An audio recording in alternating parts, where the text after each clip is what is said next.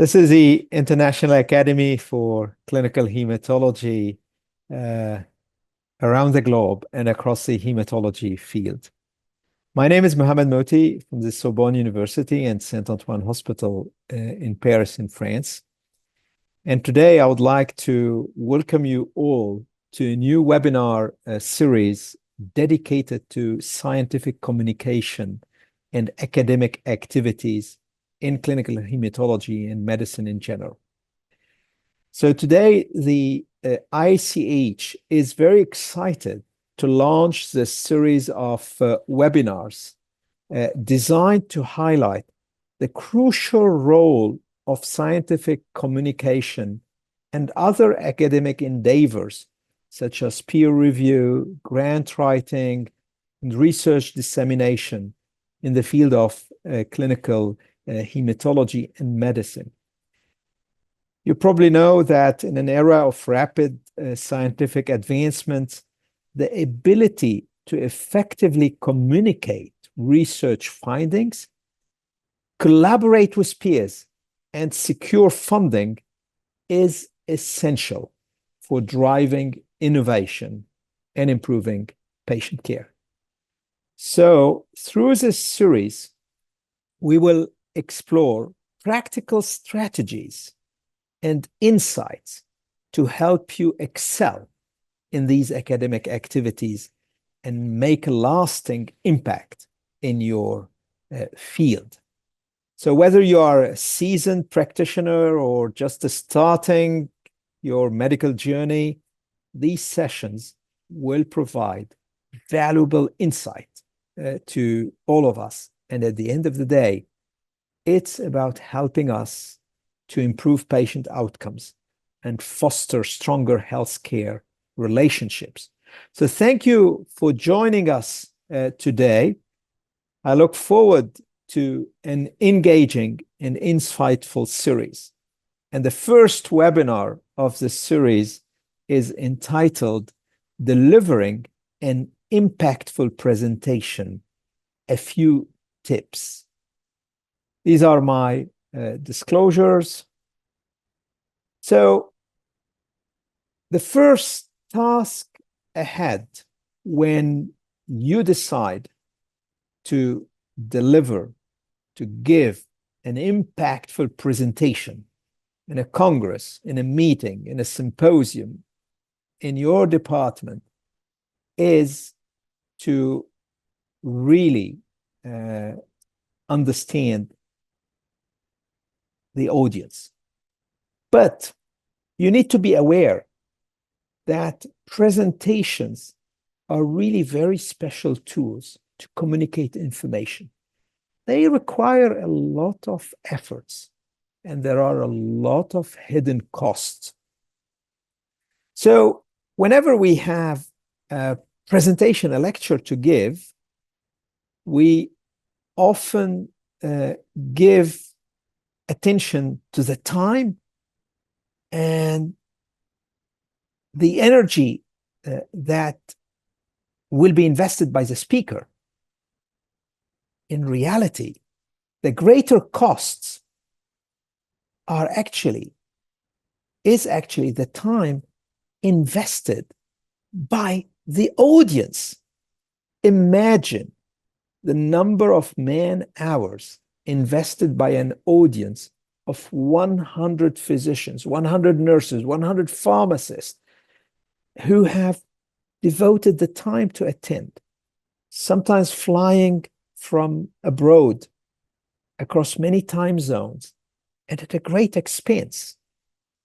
So despite this cost, this is why the plenary presentation is really an enduring feature of scientific and medical communication.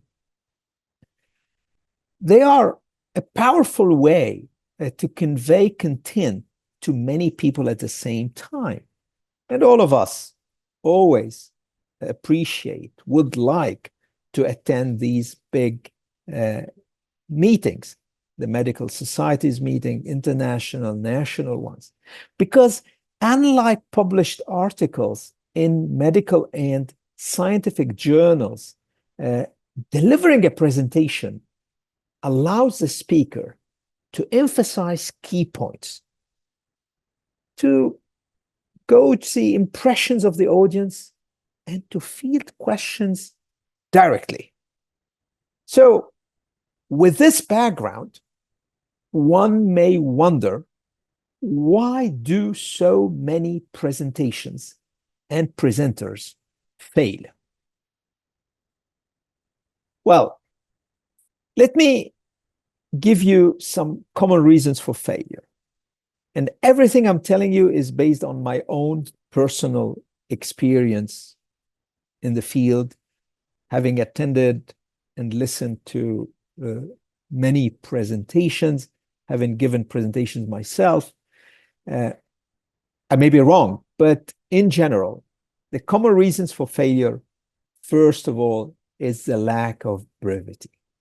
The speaker is overloading the audience with a huge amount of data, information, confusing actually the audience and not making the difference between deep learning and teaching. Another important reason for failure is the lack of narrative. In another word, you have a speaker reciting just methodology, reading data, rather than conversing with the audience and engaging with them in a dialogue to craft a rich and a flowing storyline. The lack of engagement is also a major reason for failure. The speaker, in other words, fails to connect with the audience. The speaker is not making the optimal use of key elements, such as the space, the movement, the body language, the voice, the energy. And at the end of the day, you should remember that common sense is not always common practice. So you need to know your audience. The more you know your audience, the more control you have over making them listen, understand, and at the end of the day, you want them to accept, to digest what you're saying. So you have to suit your presentation style to the audience needs and expectations.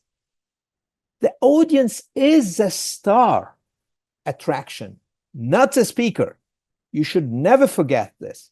So you have to adjust, you have to tailor your talk, the content. You will not deliver the same talk on the same topic to a junior audience versus an expert audience. You will not, taking the same topic, speak the same if you have a patient advocacy group in front of you compared to nurses, compared to pharmacists, compared to basic researchers, compared to practicing physicians. The audience is the star factor. You need to know your audience. Analyze it.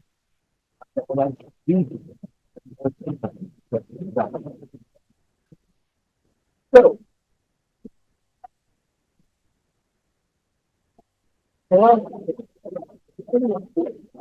questions you need to consider actually. And this is about when you're building your presentation, ask yourself, what's in it for them? So it's about the title, the topic, the way you will present. There are plenty of questions you need to ask yourself. Who is the audience? What do they know about this question, about my topic? What are they expecting? And what do they need? You know, the guy has crossed the Atlantic, and he or she going to listen to you coming from a specific environment with a specific practice. So they have some expectations, and you need to try to guess and identify these expectations. How many people are there? You don't speak the same way if you are in a room with 20 people versus a room where you have 2,000 people. What type of talk is this? Are you actually passing new information, delivering new data, something that's going to be practice changing? So your goal is to change the behavior of the audience, the practice, or is it more didactic? Is it more educational? Are you summarizing a sort of a body of research evidence? And of course, you need to ask yourself, once you know who is your audience, how can I engage the audience in my talk in a credible manner? So that brings me to the question of about how to build a successful talk. Well, it's very difficult, but also it's very simple. It's about crafting a well-developed, easy to follow story. Of course, we all agree that presentations, as already mentioned, this is about communication of information and ideas. But you also all know that the amount of available information is huge. It's horrible, the amount of information you can see, you can read. Ideas, everybody has ideas, thousands of ideas. Every minute you can have a new idea. But information and ideas alone are not enough unless you link the data by creating and telling an interesting story. It's unlikely that one can hold the attention of an audience for the full duration of a talk. So, in other words, all good stories have an interesting beginning, very clear beginning, provocative, engaging content in the middle, and most importantly, a very clear, sharp conclusion. So, if you accept my proposal that it's about telling a story, well, you need to ask yourself how to structure a story. Is there a natural flow? How to divide the story into clear sections? What hook will ensure the audience remembers? And please don't forget, before the era of PowerPoint, IT, artificial intelligence, etc., humans were able to transmit information from one generation to another through the power of storytelling. So I'm not inventing something new. Since our early childhood, we're always thrilled, excited by stories. Our parents, our grandparents telling us stories, the power of storytelling. And this is something crucial, because whether you're a doctor, you are a patient, you're a student, a fellow, a nurse, a pharmacist, a technician, you will always remain hardwired and programmed to receive and assimilate information through this storytelling. So if you want to tell a story, you need to be a storyteller. And of course, you will succeed if you are a great storyteller. So, if you want to be a great storyteller, well, you have to pay attention to the opening. It should be an impactful opening, very strong. But you should not forget, you need to have a memorable closing. So let me expand on this. Actually, the opening words of a presentation are the most difficult. But on the other hand, the first impressions are the ones that count. They are the most important. So it is vital to get it right immediately.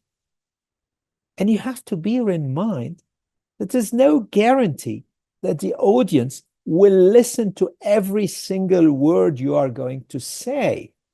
The audience may look attentive, but they may not be focused on what the speaker is saying at all. It is your job as a speaker, it is the speaker's job to grab the listener's attention right from the beginning. You need to get it right immediately. So, how can we achieve this? Well, there are plenty of options, I would say, to have a strong opening. You can start with a rhetorical question, pose, and then give the answer. You can go with a very hard-hitting and over-controversial statement, something like shocking, incredible, or unusual fact. You can play it in a funny way, a joke, a quotation, an anecdote. Actually, you can involve the audience, and you've seen this frequently, for instance, starting by a multiple choice question, asking the audience, where do you come from? Or what's your expectation about the results of the next soccer match between this and this club? So you have to think, depending on the audience, on your personality, on your character, on a strong option to open your talk. Now, when it comes to the memorable closing, you need to bear in mind and to accept that the audience is also likely to remember the last thing the speaker says or do. And this is a big problem because many speakers will lose a lot of time describing the data, the methods, a long, boring narrative, and time is running. And then the chairman, the moderator of the session say, oh, you have only 1 minute. Can you please rush? And then at the end of the day, I've seen dozens of speakers not able to achieve this memorable closing.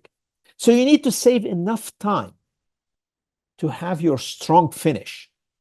And the conclusion should be short, to the point, and spoken with conviction. Because if after delivering a long, important talk, you don't show conviction, well, I don't know if people will remember this. You have to drive home the message that this specific audience needs to take away by making it clear, concise, and memorable. So please pay attention to the closing. Don't waste your time in the middle on every single detail. If you want details, if the audience wants details, there are published papers. They can go through the material, patient and method, to the supplement. The role of a presentation is not to provide every single data. And this is about selecting the supporting materials. The supporting materials you're going to include in your presentation should be clean, simple, easy to follow, uncomplicated graphs and table, clearly labeled, and referenced for the sake of integrity. And then obviously, people can go and look into the reference. And now these days, it's very easy. They take a picture, they take a screenshot, so they will not miss it.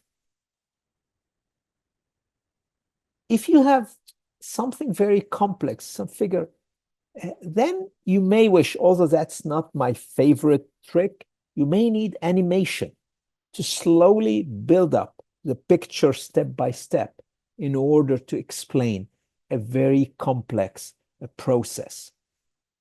Do not hesitate, please, to use colored boxes or other techniques to highlight key data. If you want to draw the attention of the audience on something specific, play with colors, play with bold character. Be careful with laser pointers and the mouse of the computer, because they need to be controlled effectively and employed, in my opinion, sparingly. Don't use them a lot, because then the audience will get distracted or will get annoyed. And of course, please establish relevance of information by linking the raw data to the real world outcomes. You have always, especially if you know very well your audience, you have to link what you are presenting to what they are seeing in the real life, in their practice. They have to imagine themselves. If you're presenting, let me give you an example. If you're presenting a table with patient characteristics, disease characteristics, treatment features, well, you have to think that members of the audience should imagine one of their patients as part of what you are presenting. They have to make a sort of a link, a connection with the patient they have seen last week or last month or last year with what you are presenting. So you have to consider with care the material that you will choose to support your story. In another word, you need material that allows you to have an optimal representation of what you are going to say. Do you need visual metaphor? Do the tables, charts, and graphs show or hide the message? Are the references current and credible? Very important. As a matter of fact, in the world of science and medicine, data is everything. It's our foundation stone. Please don't misunderstand me. The data you have generated, the data you are presenting is extremely important. But your job as a presenter is not to write a 30 pages scientific article if you have a 10 or 15 minutes presentation. The job of a presenter is to really judiciously select what to show to the audience. So how to convey the content? Well, you know the famous KISS principle. Well, KISS principle has, as an acronym, has many meanings. But for me, in a presentation, it's about keeping it simple and short. Keep it simple and smart. Keep it simple and straight to the point. I will not go to other definitions. So you have to carefully and wisely select the words to use, because this is critical to a powerful and impactful talk. And it's not about being a native or non-native English speaker. So whether or not English is your first language, actually the rules are the same. You should never use a long word when a short one will do. Never use many words to describe what can be said with few words. Never use a foreign jargon phrase, a scientific word or a jargon word, if there is an easy everyday English equivalent. The voice to select. The voice, you're giving an oral presentation. So it's about the rhythm. This is the movement of the sound.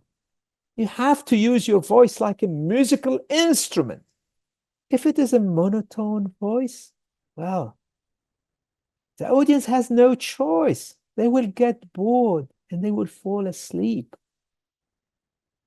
Speed is also important because it is unlikely that all the audience members are native speakers. So you have to take into account that some people may not be able to follow you very quickly. So you may need to speak more slowly.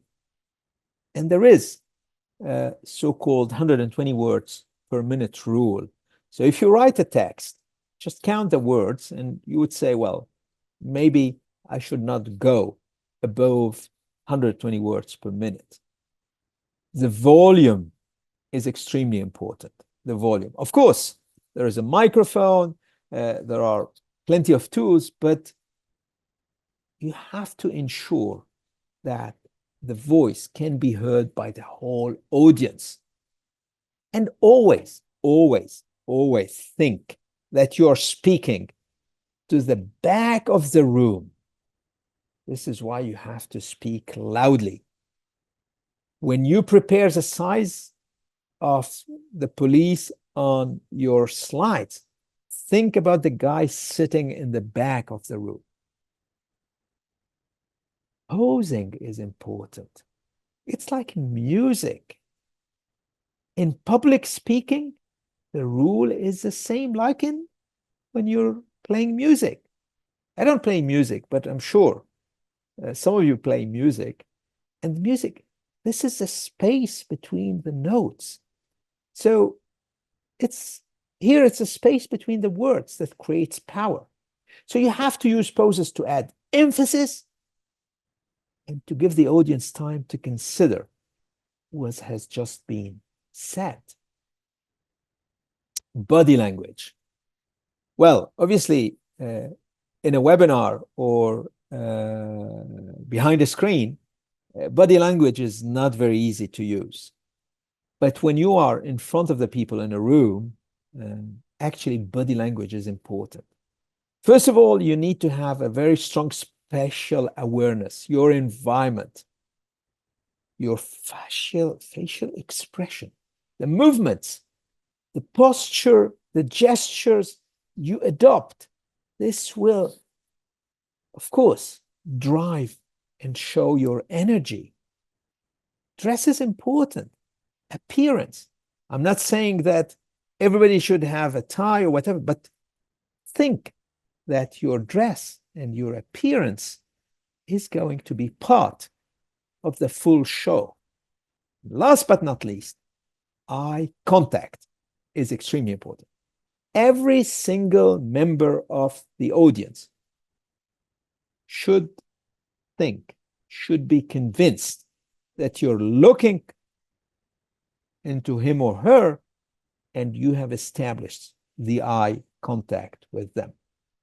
So such positive, effective body language is mandatory. So you have to have some confidence with body language. And we're not all equal in this. Some people are very shy, but you have to practice. The audience needs to see the speaker clearly all of the time. Don't hide behind, the microphone or the table. If there is a space available, don't hesitate to move. Movement. To walk up to the audience. Use your space. Because your body language, the attitude you will adopt, will affect how your audience will see, listen, and understand the message. Well, having said all this, I'm not trying to minimize that there's always fear when you're going in front of an audience, whether a small or a big audience, whether you are a beginner or whether you are a highly experienced speaker. You have all time to accept, to deal with nerves, but you can also make it work for you. So it's a sort of an adrenaline secretion rush of nervous energy that you can turn into lots of enthusiasm, lots of confidence during the delivery. So I would strongly recommend that whenever possible, You arrive early to the venue. You can check out the setup, the microphone, the projector, any technical equipment. You can do some breathing exercise. You can shake your hand. Simple. Just relax, loosen up. The audience will start entering into the room, or they are already there. Don't hesitate to mingle with the audience before the talk. Greet people as they come in, smile. Even people you don't know, go to the front row and shake hands. You can make some new friends. Be more comfortable with the people in the room because it will pay back actually. And in order to achieve all this, guys, there's no secret. You have to prepare. You have to rehearse. Do it in front of friends, with colleagues, even alone, do it in front of a mirror. This is the big secret. It's to be prepared and to rehearse. Write and practice saying the talk out loud using hand gestures and facial expression, even during rehearsal. And don't hesitate to write what you're going to say. I'm not telling you to read it, but write it in advance. Then, especially if you're not a native English speaker, then it will help you to structure and to digest, to integrate what you're going to tell people. So I'll stop here, and I would like to wish you good luck in your presentations. I wonder, because we have a few minutes, I wonder whether there are any questions, any comments, whether I have convinced you guys or whether this is not useful at all. So who would like to jump in? So Dr. Manta is thanking me warmly. Thank you, Dr. Manta. I appreciate. So I have a comment here from a colleague saying, oh, but we're not all equal when it comes to the ease of delivering a talk. Well, you are absolutely right. But of course, some people have a sort of a natural way of speaking and delivering talks, and they feel comfortable. Some people are very shy, but that shouldn't be a barrier, guys. Actually, you can practice. You can practice. And by practicing, you can overcome this problem. I have a message from Dr. Gunda Brandenburg. Thank you so much. Thank you, Gunda. Much appreciate your nice words and for following the ICH activities. Another message from Dr. Denise Osman. Well, I hope I have inspired you, and I hope whether you're willing, guys, to deliver your first or your 100th talk. And by the way, please don't forget Dr. Osman and all others attending. It's quite amazing the number of people attending today that at the ICH, you're always most welcome to jump in. If you want to present something, just send us a message at info at clinicalhematology.org. We have activities that can fit all levels. If you are a junior resident, a fellow, if you would like to present a case report, we have the junior club. If you are an established physician, then or pharmacist or nurse, we do have all of these webinars. So please don't hesitate to jump in and propose ideas. Thank you, Dr. Ron, for your kind words. Thank you. I can see, well, there's a question about Is this webinar will be available to see on demand? Yes. All the ICH webinars are available on the ICH platform, ich.org, without any password, without any sophisticated access. So please don't hesitate to connect. And as you know, you can also get CME points and credits. Of course, not for this webinar because it's mainly about medical topics and scientific topics. But please don't hesitate to register. And all of this is free of charge to everybody. Thank you, Dr. Adela Perola. Well, if you're inspired to give your next talk, I'm very, very pleased reading your message. So so there is a question here, what kind of other topics, talks in this field we will have? Well, actually, as part of the series, guys, we will have, so you had the first one now about how to deliver an impactful talk. We will have another one, how to write a grant, because of course, funding is important. We will have one on how to write a paper, some tools. And by the way, we already published a paper in the ICH journal, Clinical Hematology International, about how to write a successful scientific paper. So please, and this is open access, so you can download the PDF on PubMed. You can look into it. Other talks that we will deliver is how to perform a peer review for an article submitted to the journal. Well, I have a message from my old friend, Dr. Carlos Vallejo from Spain. Excellent lecture and presentation techniques. Well, thank you, Carlos. We are all in this together since many years. Dr. Aiseti Fukaite, thank you for your kind words. So we will have also webinars about communication between patient and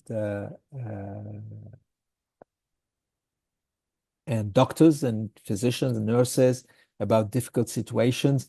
So I have now the information, thanks to Dr. Ron, about the paper on how to write to get published. So this is has been released on the 12th of July this year.